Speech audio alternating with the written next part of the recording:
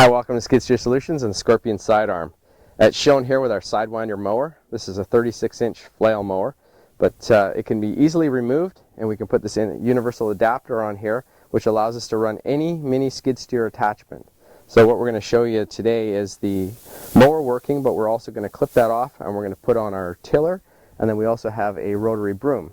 And that's very handy for small applications where maybe you would just want to get onto a sidewalk, sweep a sidewalk clean.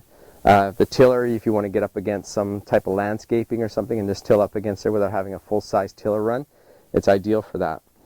The controls of this are run through a control block. We've got it all apart here just to show you.